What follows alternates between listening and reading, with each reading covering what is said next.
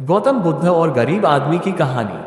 एक बार बुद्ध अपने शिष्यों के साथ चलते हुए एक गांव में आए। उन्होंने अपने शिष्यों के साथ कुछ दिनों के लिए गांव में रहने का फैसला किया। ये खबर गांव में आग की तरह फैल गई कि गौतम बुद्ध उनके गांव आए हैं। लोग बुद्ध को देखने आने लगे और वे अपनी समस्याओं का समाधान पूछने लगे। बुद्ध भी उन्हें उनकी समस्याओं के सभी समाधान दे रहे थे। इस बीच एक ग्रामीण ने बुद्ध से कहा, हे भगवान, हम सभी गाँव में कड़ी मेहनत करके अपना जीवन यापन करते हैं और हम धन्यवाद करते हैं, उसने हमें जो कुछ भी दिया है उसके लिए सर्वशक्तिमान है।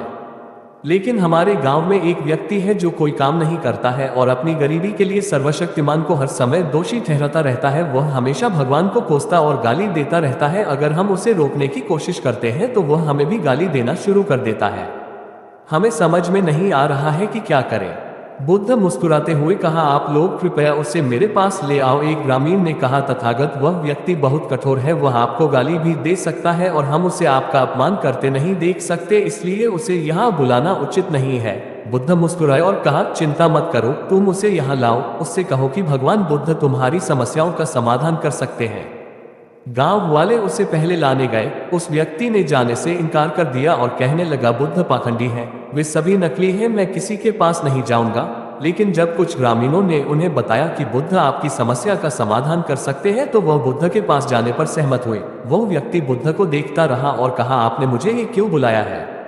क्या आप मुझे बताना चाहते हैं? क्या आप भी चाहते हैं कि मैं सर्वशक्तिमान को गाली ना दूं?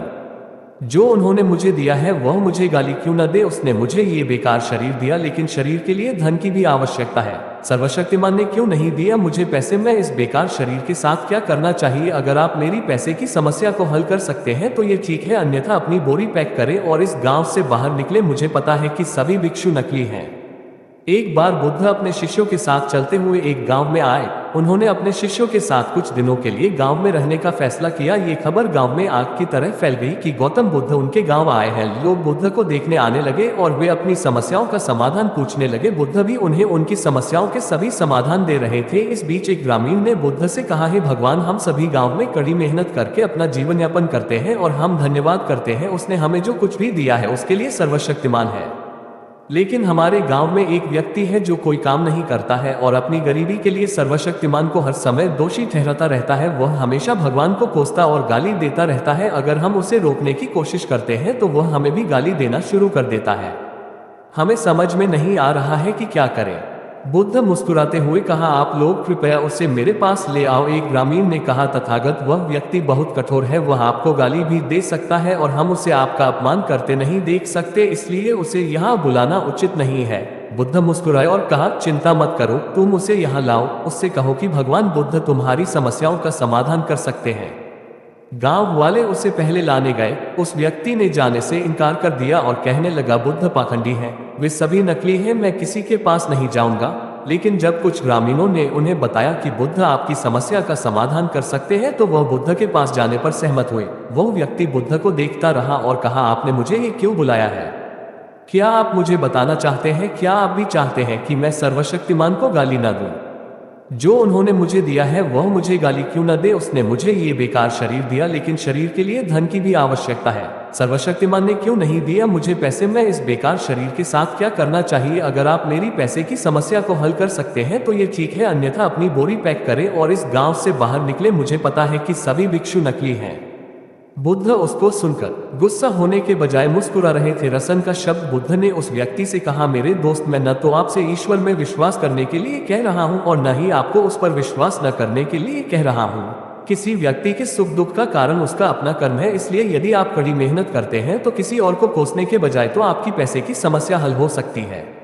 बुद्ध की बात सुनकर वह आदमी उग्र हो गया और कहा, मुझे आपके व्याख्यान की आवश्यकता नहीं है, आप मुझे एक पाखंडी की तरह दिखते हैं। मैं यहाँ केवल पैसे की उम्मीद में आया था। मुझे बताओ कि क्या आप मेरी पैसे की समस्या को हल कर सकते हैं, अन्यथा जाओ यहाँ से। बुद्ध ने देखा कि यह व्यक्ति को समझ में नहीं आ रहा है। जैसे इस बुद्ध ने उस व्यक्ति से कहा, देखो दोस्त, मेरे पास पैसे नहीं है और न ही मुझे किसी भी पैसे की जरूरत है, लेकिन हाँ, मैं एक राजा को जानता हूँ, मैं उससे पैसे ले सकता हूँ, लेकिन बदले में आप उस राजा को भी कुछ देना है। उस आदमी ने कहा कि मैं राजा को क्या दे सकता हूँ, मेरे पास उसे देने के लिए कुछ नहीं है। तो बुद्ध ने कहा, राजा का एक बेटा है जो जन्म से अंधा है। राजा के चिकित्सा सलाहकार ने कहा है कि अगर वे एक जीवित व्यक्ति की आंखें प्राप्त करें तो वे इलाज कर सकते हैं। राजा के बेटे की आंखें जरूरत है। अगर तुम अपनी दोनों आंखें राजा के बेटे को दे दो तो राजा तुम्हें तुम्हारे वजन के बराबर सोने के सिक्के देगा और फिर तुम इनसे अपना जीवन जी सकते हो। बाद में उस व्यक्ति ने क्रोधित होकर कहा कि तुम क्या कह रहे हो, मुझे अपनी आंखें देनी होंगी, मैं अपनी आंखें किसी को क्यों दूं? आदमी ने कहा, हाँ मुझे पैसे की जरूरत है, लेकिन इसका मतलब यह नहीं है कि मैं पैसे के लिए अपनी आंखें बेचूंगा। अगर मेरे पास आंखें नहीं होंगी तो मैं पैसे का क्या करूंगा?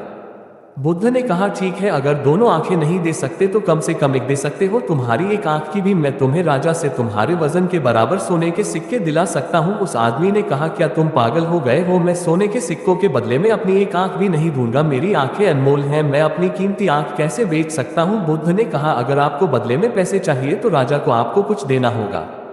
वह आदमी ने कहा, मेरी आंखें अनमोल हैं, आप कृपया इस मामले को छोड़ दें, मुझे पैसे की जरूरत नहीं है, मैं किसी भी कीमत पर अपनी आंखें बेचना नहीं चाहता। ये सुनकर बुद्ध ने कहा, मेरे प्यारे दोस्त, अभी कुछ क्षण पहले आप अपने शरीर को बेकार कह रहे थे, लेकिन अब आप कह रहे हैं कि आपकी आंखें कीमती हैं। आपकी आंखें आपके शरीर का एक छोटा सा हिस्सा है। अगर आपकी आंखें अनमोल हैं तो आपका शरीर कैसे बेकार हो सकता है?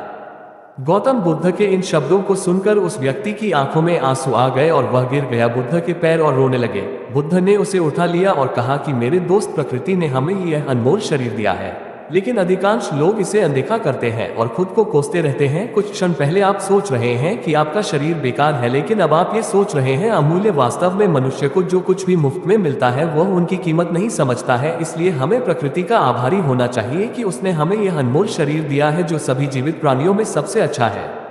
खुद को कोसने की बजाय परमात्मा को धन्यवाद देना चाहिए कि आपको इतना खूबसूरत बनाया। आप विचार, दुनिया में बहुत से ऐसे लोग हैं जिनके पास आंखें तो है लेकिन देख नहीं सकते, लेकिन फिर भी वह परमात्मा को धन्यवाद देते हैं। आपके पास तो आंखें हैं, आपके पास तो सब कुछ है। प्रकृति ने जिसको जैसा बनाया है उसको खुद को स्वीकार करना चाहिए और उसके लिए परमात्मा को धन्यवाद देना चाहिए। आशा करता हूँ आपको इस कहानी से बहुत कुछ सीखने को मिला होगा। यह कहानी अगर आपको अच्छा लगा हो तो अपने दोस्तों और मित्रों के साथ शेयर करें।